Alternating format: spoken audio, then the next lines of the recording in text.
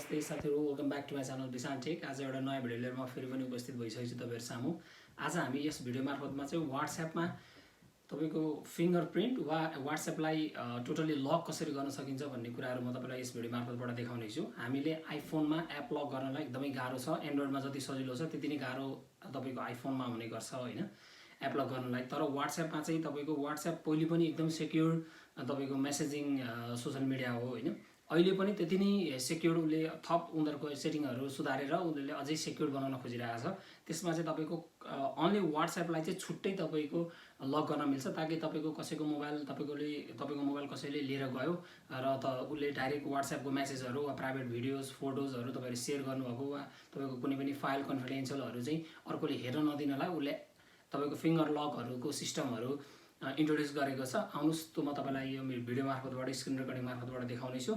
भिडियोलाई अन्तिमसम्म हेर्नु होला ताकि तपाईलाई यो जानकारी चाहिँ पूर्ण रूपमा मिलोस्। आउनुस् भिडियोलाई सुरु गरौँ।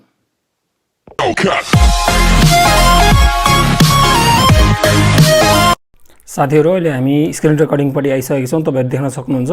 अब हामीले यहाँनेरि WhatsApp खोलेर चाहिँ तपाईको एप लक कसरी गर्न सकिन्छ WhatsAppलाई मात्रै भनेर म तपाईलाई देखाउँछु। अब यो WhatsApp तपाई देख्नुहुन्छ, यहाँ हामीले क्लिक गर्ने बित्तिकै यहाँ हेर्नुस् यसरी आउँछ touch ID for WhatsApp, touch ID is required to use WhatsApp भन्दैछ है। अब यो मैले अलरेडी गरेर राखेको भएको कारणले गर्दा यो सेक्युर्ड भएर बसेको छ, यहाँ कसैले यो खोल्न सक्दैन। अब मैले यहाँ टच आईडी दिइसकेपछि यो खुल्ने हो हैन। अब तपाईले यहाँ सुरुमा यसरी इन्टरफेस हामीले खुलिसकिसकेपछि तपाईले मेन कुरो भनेको हामीले यहाँ सबै सेटिङमा हुन्छ। यहाँ सेटिङ देख्न सक्नुहुन्छ, सेटिङमा क्लिक गर्नुस्। सेटिङमा क्लिक गरिसकेपछि तपाईले यहाँ कहाँ जाने भन्दाखेरि यहाँ देख्न सकिन्छ एकाउन्ट्स भनेर छ, एकाउन्ट्समा जाने। एकाउन्ट्समा गइसकेपछि यहाँ धेरैहरु कुराहरु छन् हैन। त्यसको सबैभन्दा सुरुमा प्राइभेसी छ, त्यो प्राइभेसीमा क्लिक गर्ने। प्राइभेसीमा क्लिक गरिसकेपछि यहाँ मुनि झार्दै जाने हैन। मुनि झार्दै गएपछि यहाँ लास्टमा हेर्नुस् स्क्रिन लक भनेर छ हैन, required touch ID to unlock WhatsApp भनेर छ।